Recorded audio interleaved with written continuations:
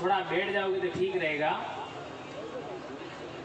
जो भी साथी साइड में खड़े हैं, और आप थोड़ा साइड में इधर सामने आ जाओ, मेरे सामने रहोगे तो अच्छा होगा। बैठ जाइए। आप लोग उधर दूर है, थोड़ा आप भी पास में आ जाओ। साथियों पास में आ जाओ थोड़ा।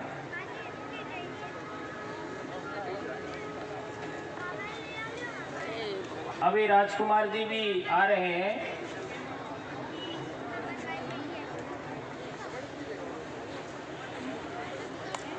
जी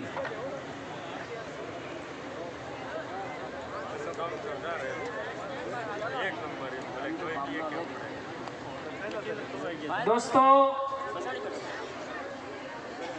पंडाल में बैठे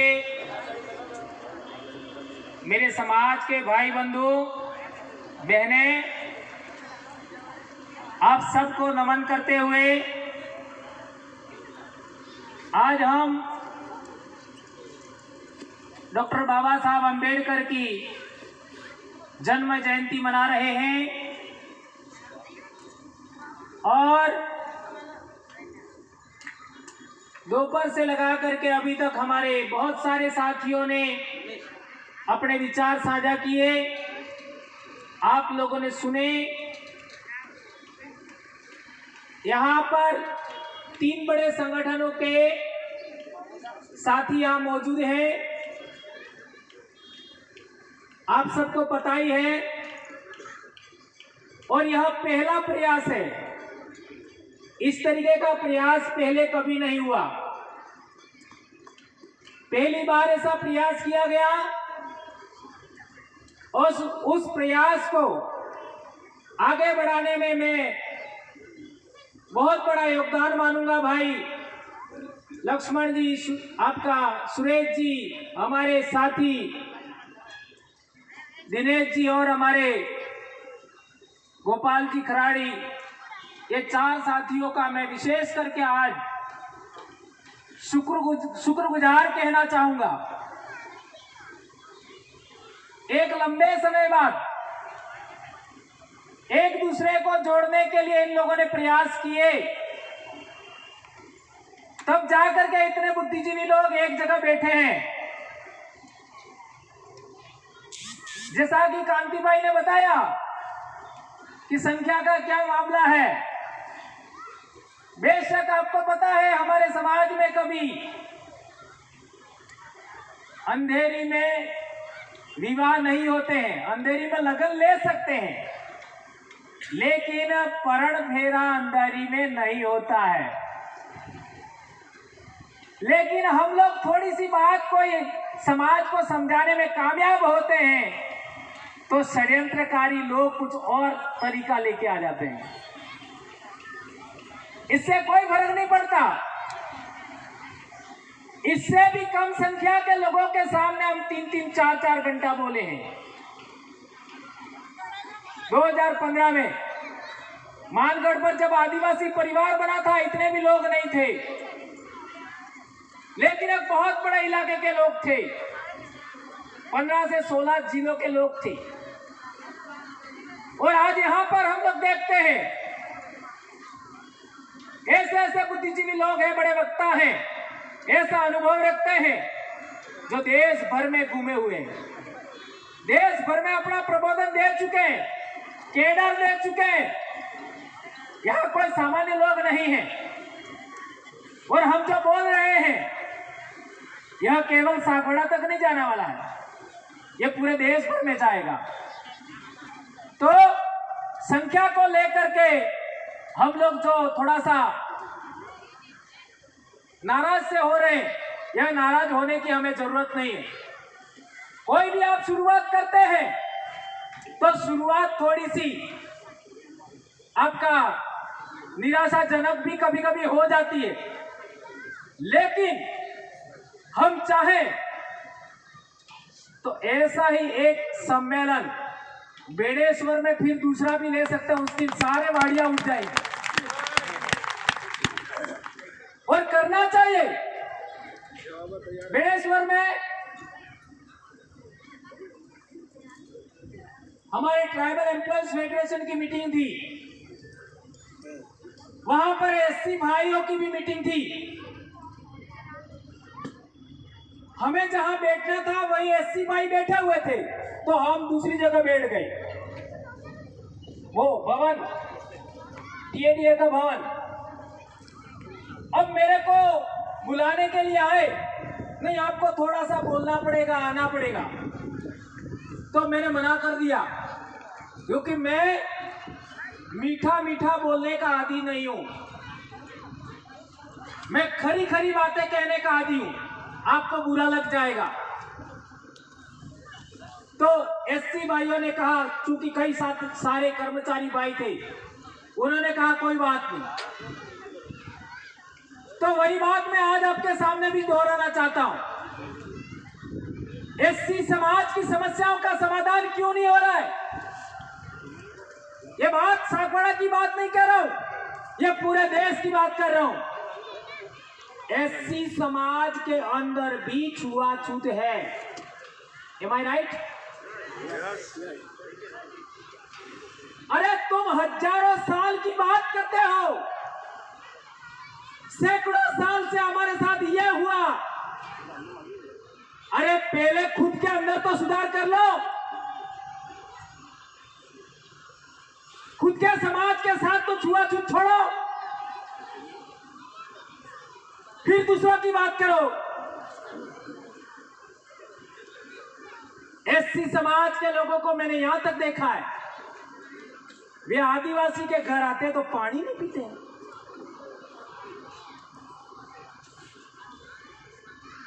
सही कह रहा हूं, गलत कह रहा हूं? कुछ है। आदिवासी जो घर पर पानी जैसे भी है। अभी आ रहा वहीं पर, पहले आपका इलाज कर लो। एससी समाज का भाई एससी समाज के घर का पानी नहीं पीता,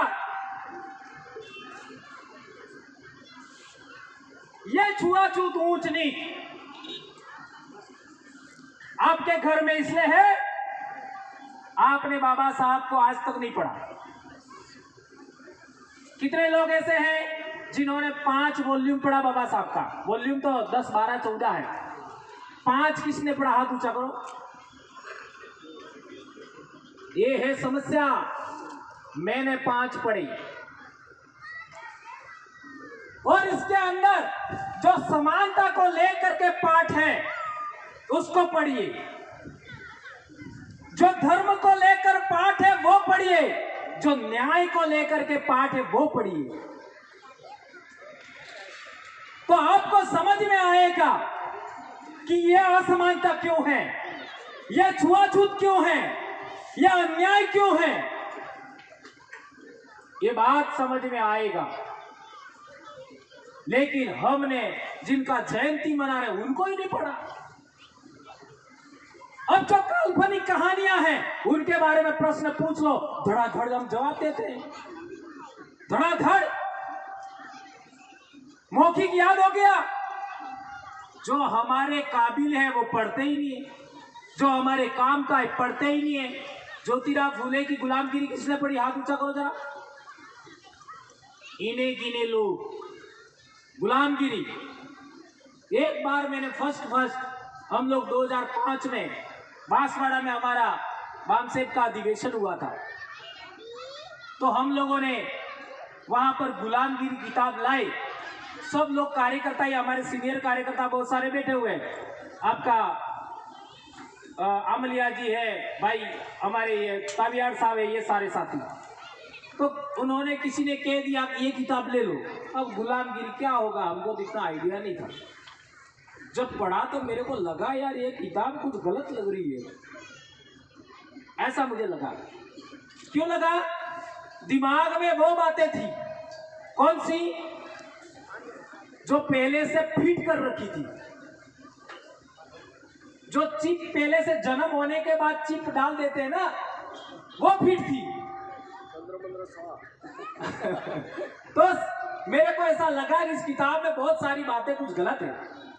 फिर धीरे धीरे समझ में आया, इतना महान विचार। कल परसों ही जयंती गया, इतनी महत्वपूर्ण बातें गुलामगिरी में लिखी हुई है, उन पर हमने कितना अमल किया? नहीं किया। बाबा साहब ने जो किताबें लिखी, जो विचार दिए, उन पर हमने कितना अमल किया? नहीं किया। हम वो कौम है जो हमारे बाप दादा को नाम तो लेते हैं, उनकी जय जयकार तो करते हैं, उनके फोटो पर माला तो चढ़ाते हैं, लेकिन उनके विचारों को फॉलो नहीं करते। सही का गलत का? माला पहनाते हैं, जय जयकार करते हैं, उनके विचारों को नहीं मानते। यह है बहुत बड़ी समस्या। इसलिए मैं कहना चाहता हूं, उनके विचारों पर हम लोग चले होते, आज हमारे साथ अन्याय कभी नहीं होता। 1932 में पूना पैक्ट करार हुआ। उस समय देश गुलाम था। उस समय हम कह सकते हैं कि दोहरी गुलामी हमारे थी। यहां वक्ताओं ने भी बात किया, हम गुलामों के गुलाम थे। तो मैं ये भी कहना चाहता हूं, एक गुलामी खत्म हुई, क्या दूसरी गुलामी खत्म हुई? क्या कह रहा हूं, समझ में आया? जब आपने ही बताया कि 1932 के आसपास बाबा साहब ने बताया कि हम दोहरे गुलाम हैं, गुलामों के गुलाम, तो एक गुलामी तो खत्म हुई 1947 में, क्या दूसरी गुलामी खत्म हुई? नहीं हुई। और इसका प्रमाण देना चाहूंगा। आपके इलाके के अंदर,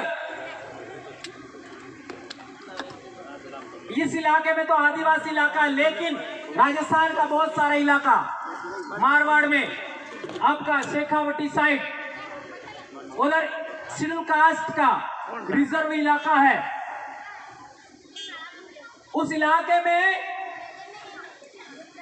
आपका समाज का कोई प्रतिनिधि, जिसको संविधान के अकॉर्डिंग आपका राजनीतिक आरक्षण मिला, उसके अकॉर्डिंग आप अपनी आवाज के रूप में विधानसभा या लोकसभा में भेजना चाहते हो, क्या उस व्यक्ति का सिलेक्शन आप करने में सक्षम हो?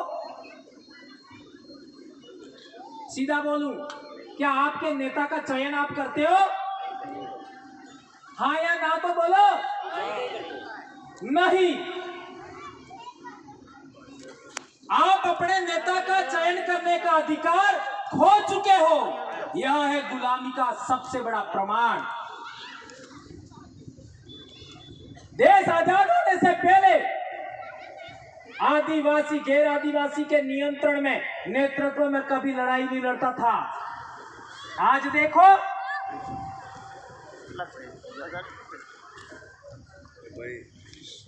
आदिवासी के नेतृत्व में ही लड़ता था। इसको गुलामी में कन्वर्ट किया। हमारे ऊपर भी यह बात थोपी गई और हमारा चयन करने का अधिकार भी खत्म किया। इसकी वजह से दूसरों की जय हजूरी, हाँ में हाँ मिलाने वाले लोग, उनको हमारे ऊपर थोपा जाता है और हम इसको वोटिंग करते हैं। जब उनका सिलेक्शन ही हमने नहीं किया, 1932 के जमाने में बाबा साहब के जिंदा रहते, जिनको बाबा साहब अपना विरोधी मानते थे,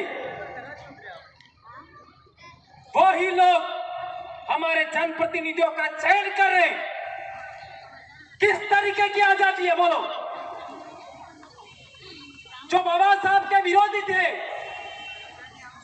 वही हमारे जनप्रतिनिधियों का चयन कर रहे हैं। आप तो मात्र वोटिंग देते हैं। इसलिए कहना चाहता हूं, सामाजिक गुलामी के साथ साथ धार्मिक गुलामी के साथ राजनीतिक गुलामी भी भारत में चल रही है। उसका समाधान करने का प्रयास करना होगा। और हम लोगों ने बगैर परवाह किए, बगैर किसी बड़े सीनियर कार्यकर्ता के, बेरोजगार, बीएड किए हुए लड़के, एसटीसी किए हुए लड़के, कॉलेज में पढ़ने वाले लड़कों को साथ लेकर के आदिवासी परिवार बनाया और कई लोगों की वाड़ियां उठा दी। उठाई कि नहीं उठाई? उन वाड़ियों में आपने कितना साथ दिया? ये मुझे कोई फर्क नहीं पड़ता, नहीं दिया। अब सवाल पैदा होता है, देश भर में आज की तारीख में दो प्रकार के अलायंस हम लोग बना रहे हैं। एक आदिवासियों का अलायंस और एक एससी, ओबीसी और माइनॉरिटी के अलायंस। पिछले दिनों मुझे एससी भाइयों ने, चूंकि वो साथी अपने सीकर के हैं, उन्होंने जबरन हमको बुलाया। कर्नाटक बेंगलोर में कार्यक्रम था, फर्स्ट मीटिंग बॉम्बे थी, हम नहीं जा पाए। सेकंड मीटिंग दिल्ली थी, हम नहीं जा पाए। तीसरी मीटिंग में हमको, वो सीनियर आदमी है, वो भाई सुरेश जी अपन गए थे, जो अपने कार्यक्रम में गए थे ना अपन पिछले साल महापंचायत में, एससी एसटी महापंचायत में जी। तो उन लोगों ने कहा कि आप लोग अब की बार नहीं आओगे, मैं बुलाऊंगा नहीं।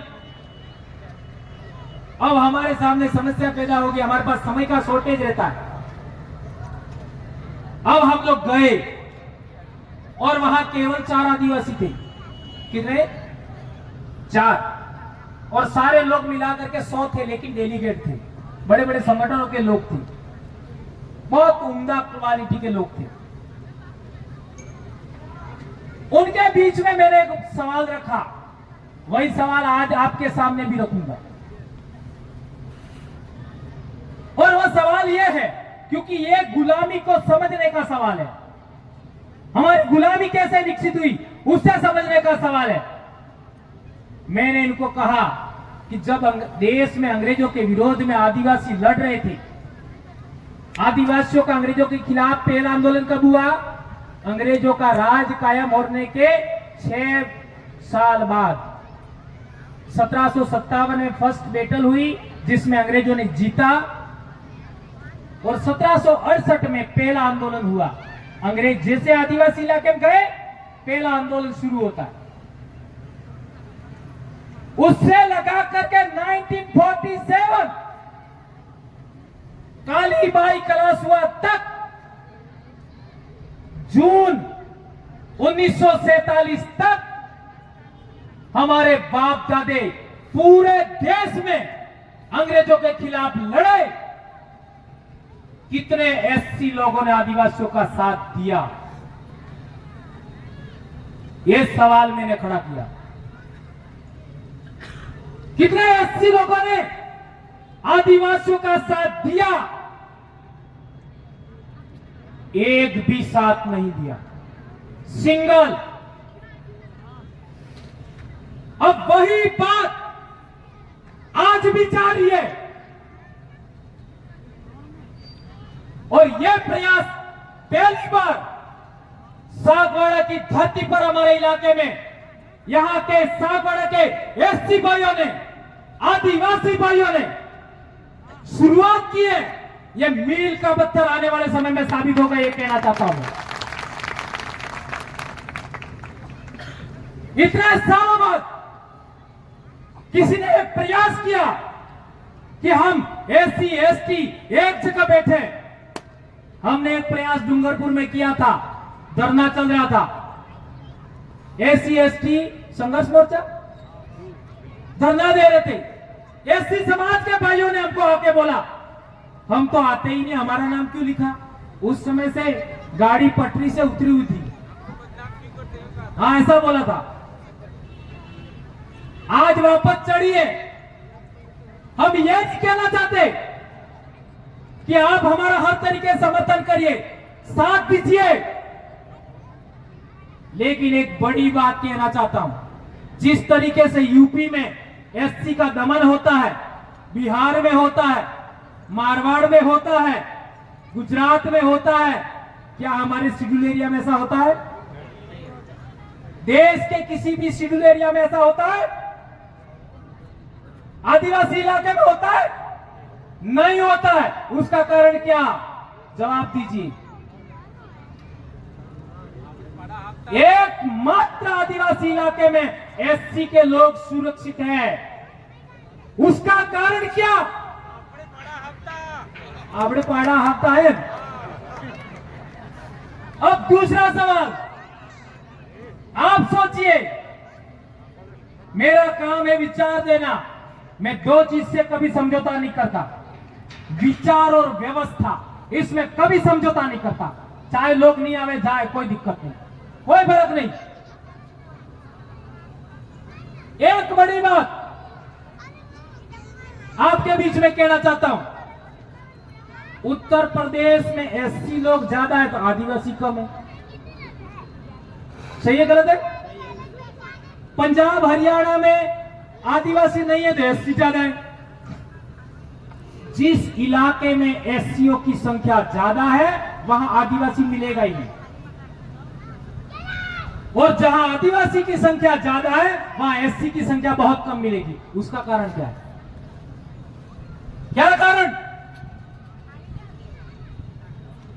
जहां एससी की संख्या ज्यादा है एसटी की संख्या कम होगी, जहां एसटी की संख्या ज्यादा है एससी की संख्या कम होगी। क्या कारण है बताइए? ये बात समझना होगा। मेरे द्वारा उठाए गए प्रश्नों का जवाब मैं ही दे सकता हूं, आज मैं नहीं दूंगा, आप समझिए। इसलिए एक और बात कहना चाहता हूं, हमने अनाप शनाप बोला है हमारे समाज को ठीक करने के लिए, धार्मिक गुलामी से आजाद करने के लिए। आपके समाज में ऐसे बोलने वाले आदमी क्यों पैदा नहीं हो रहे हैं? क्यों पैदा नहीं हो रहे? सबसे ज्यादा धार्मिक गुलाम कोई है? एससी है। आप अपनी चंद चीजों को मजबूत कर रहे हो, आप अपनी गुलामी मजबूत कर रहे हो, आप आजाद नहीं होना चाहते। कौन खुदा आएगा ऊपर से? मैं तो मेरे सामने जिंदा लोग हैं उनको भगवान मानता हूं, आप मेरे भगवान हैं। हमने तो क्या क्या नहीं बोला, वीडियो उठा के देख लो। इसी वजह से कई लोगों ने हमको परेशान किया, कर लो जो करना है। मैं तो बाप की अकेली संतान हूं और 2011 से इस बीमारी से ग्रसित हूं, और अभी 1.5 महीना पहले मैं बीमार हुआ। डॉक्टर ने बोला इन 3 महीनों नहीं बोलना है, अप्रैल, मई और जून। तो भी आज सारा दिन यहां बैठा हूं, और आप चाहो तो दिन डूबे तक बोल सकता हूं, कोई फर्क नहीं पड़ता। कल चले जाएं, इसका मतलब चले जाए ऐसा नहीं है। जो हम कह रहे हैं वो कितना सही है, ये भाषणबाजी नहीं है। ये समस्याओं का समाधान कैसे हो उसका एक तरीका है, उसको समझने का एक तरीका है। इसलिए जो कल तक हो गया वो आज से सुधर आ जाए। अब हमको एससी एसटी के संयुक्त सम्मेलन लेने चाहिए। क्या आज के दिन डॉक्टर बाबा साहब अंबेडकर, आप लोग स्वयं कह रहे हैं वे हमारे भगवान हैं, उनको साक्षी मानकर 2 हाथ ऊंचा करके सौगंध खाइए कि हम ऐसा करेंगे आने वाले समय में। डर लगता है क्या? एससी एसटी के संयुक्त सम्मेलन होने चाहिए। जो हमारी राय बनेगी करेंगे। हम ये नहीं कह रहे कि हम कहे वो आप करो। हमारे 2 समाजों के बीच में जो राय बनेगी वो हम करेंगे। ये हमारे आदिवासी परिवार का रीढ़ का हड्डी है। मैं कौन से संगठन का अध्यक्ष हूं बताओ भाई? सांसद साहब बता रही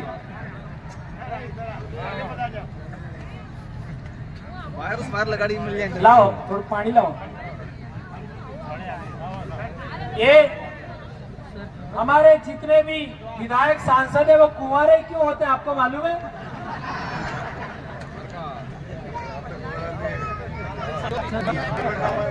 नहीं, हकीकत में कुंवारे क्यों होते हैं उसका कारण था, हमको बड़े बुजुर्गों ने मदद नहीं किया, बच्चों ने मदद की। और बच्चे को शुरुआत में हमने सिखा दिया। क्या सिखाया? समाज की जाजम पर ही बैठना है, जाजम को ही भगवान मानना है, जाजम को ही ईश्वर मानना है, जाजम ने जो निर्णय किया उसी पर चलना है। यही हमारे मूल आधार है। यही बने एसटी समाज जो मिलकर जो निर्णय करेंगे हम उसको आगे बढ़ाएंगे, इसको हमें मानना पड़ेगा। अब बताओ मैं कौन सा अध्यक्ष, कौन से संगठन का अध्यक्ष बताओ? पेपर ही नहीं, तो बताओ कोई पद नहीं। 2013 में ब्लॉक्स था, नागपुर के कारण 2013 में उसका चेयरमैन था। पूरे 35 जिलों से आदिवासी आए हुए सभी संगठन के लोग थे। सोमालाल कोटेड उद्घाटक, मैं चीफ गेस्ट और वाहन में राम अच्छा कर रहे। तो आदिवासियों शुरू से अंत तक बोला, क्योंकि कार्यक्रम आदिवासियों का था। Last line SC ST OBC पर मैं बोली, लास्ट लाइन, उसको लेकर कुछ लोगों ने आपत्ति की। आपने केवल आदिवासियों पर बोला, लास्ट लाइन बोला। और फिर हम लखनऊ अधिवेशन में गए, ये 13 जुलाई का, दिसंबर लखनऊ अधिवेशन में गए। फिर जनवरी में हम वापस आए और 5-6 जनवरी को हमारा मीटिंग हुआ। तो हमारे सीएलओ ने कहा कि आदि की तो हाँ बोलो, गलती की तो ना बोलो। तो कहा जिस दिन तुम मेरी गलती निकालोगे उस दिन मैं वापस आऊंगा, मैं खुद आपको सस्पेंड करता हूं, जो करना कर। और इसके बाद सभी संगठनों की वाड़ियां इस काबरे ने उठा दी।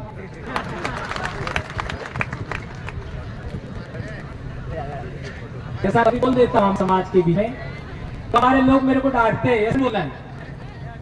लेकिन थोड़ा ऐसे समाज के नए भाई आए, इसने बोल दिया, कोई फर्क नहीं पड़ता, मेरी सेहत पर कोई फर्क नहीं, मेरा गोल फिक्स है, मुझे ये काम करना है। इस साल आदिवासी एकता परिषद 7 से 8 लोग थे उस सम्मेलन पे जा करके मंच से कार्यक्रम वालों को देखो, कई लोगों को लगा और लाखों लोगों को अच्छा लगा। खरी खरी बात कहना थोड़ा, अब मीठी बात कहने का समय नहीं है। इसलिए आप लोग, विशेषकर महिलाओं से आग्रह करूंगा, मेरी बहनें, बेटियां, काकियां, बाबियां, आप सबसे मेरा आग्रह है कि अपने घर के अंदर आपको पूजा करनी है, व्रत करना है, तो महापुरुषों का करिए। उनके मारे बात आप लोग नहीं मानोगे, वो पड़े हाथ भाई में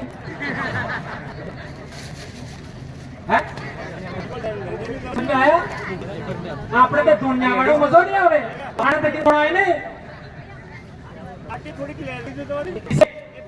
समय बहुत ज्यादा हो गया और करारी बात साथियों ने आपके बीच में रखी। मैं 2-3 इंपॉर्टेंट बात आपके बीच में पुनः दोहराना चाहता हूं। एक, SC ST का हमारे इलाके में सम्मेलन आयोजित होना चाहिए, क्या ऐसा होना चाहिए? दूसरी बात, हमारी राय बनेगी दोनों समाजों के बीच, जो भी राय बने वो किसी प्रकार की राय हमारे बीच बनेगी, वो हम आगे बढ़ाएंगे, को बढ़ाएंगे और उसी को पर हम अमल करेंगे। हाथ ऊंचा करके बताइए। तीसरी बात, डॉक्टर बाबा साहब अंबेडकर ने 2 प्रकार किया था गुलामी की। वो एक गुलामी हो गई, दूसरी गुलामी या धार्मिक गुलामी और राजनीतिक गुलामी आज भी जारी है। उससे आजाद होने के चयन का अधिकार अपने हाथ में रखेंगे या नहीं रखेंगे? हम आदिवासियों ने रख के दिया। बोलो, अनिल का चयन किसने किया? दिल में हाथ ऊंचा करो। इनका चयन किसने किया? हमें 84 वाले कल्ली की दो हार्ड हमें करवा वाला, किसी का दूसरे का योगदान नहीं है। राजकुमार जी आ दूसरों को देखे તમારું સિલેક્શન કરી દીધો જનતા ये कालिदास करवा वाला है, पढ़ास वाला वाला। हाँ कटौकर है। यस यस, सवाल पैदा होता है, गंभीर बात क्या हो, ये सामने हंसने के लिए बात नहीं।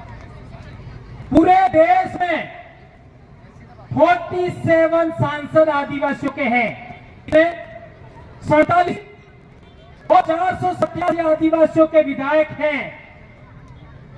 यदि उन सब का सिलेक्शन आदिवासी समाज करे तो आदिवासियों की समस्या रहेगी?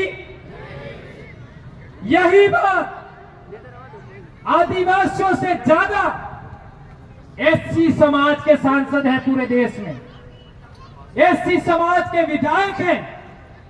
यही फार्मूला एससी समाज के जनप्रतिनिधि कौन होगा, सांसद कौन होगा, एमएलए कौन होगा, ये एससी समाज के लोग जिस दिन चयन करेंगे उस दिन एससी समाज राजनीतिक और धार्मिक गुलामी से आजाद हो जाएगा।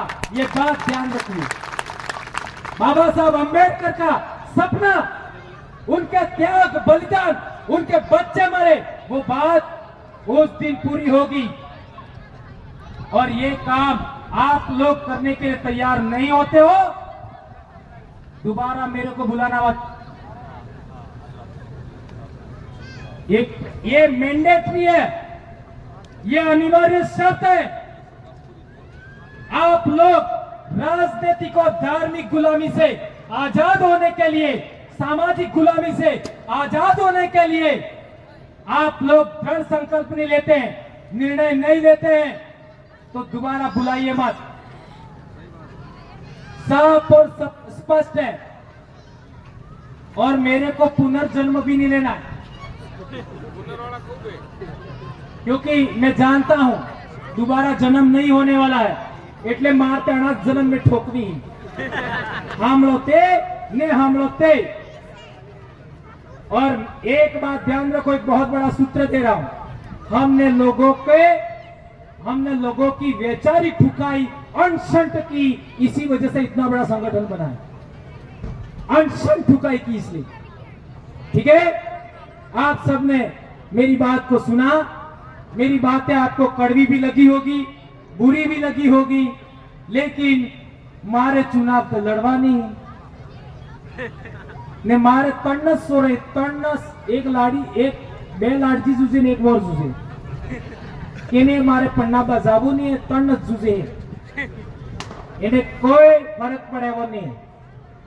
जो कहा उसमें मानने योग्य है, आपकी राय बनती है, उसको समाज के लिए, आपके बच्चों के लिए, जो बच्चे आपके समाज में पैदा नहीं हुए, उन बच्चों के लिए, एससी एसटी दोनों समाज को कहना चाहता हूं, इन विचारों को आप लोग आगे बढ़ाइए और फालतू धतंग छोड़िए, ये कहना चाहता हूं। और हमारे सांसद जी हमारे बीच में आए हैं, 3 कार्यक्रम निपट के चौथे कार्यक्रम में आए हैं, उनको सुन करके आप लोग जाएंगे, ऐसी मैं आशा अपेक्षा करता हूं। और मेरी बातें आपको बुरा लगा हो तो उसके लिए इस जाजम से माफी मांगता हूं, मैं आपसे कभी माफी नहीं मांगूंगा। और हमारे महापुरुष ये सारे और डॉक्टर बाबा साहब अंबेडकर के जन्म जयंती पर आज हम यहाँ पर इकट्ठा हुए, और जिन साथियों ने बड़ी मेहनत किया और प्रयास किया और 3-4 बार मेरे घर पे आए, उन सभी भाइयों को मंच से शत शत नमन करता हूं। जय भीम, जय जोहार, जय आदिवासी, जय भीम प्रदेश, जय संविधान, जय भारत, आबुआ दिशुमरे आबुआ राज। धन्यवाद।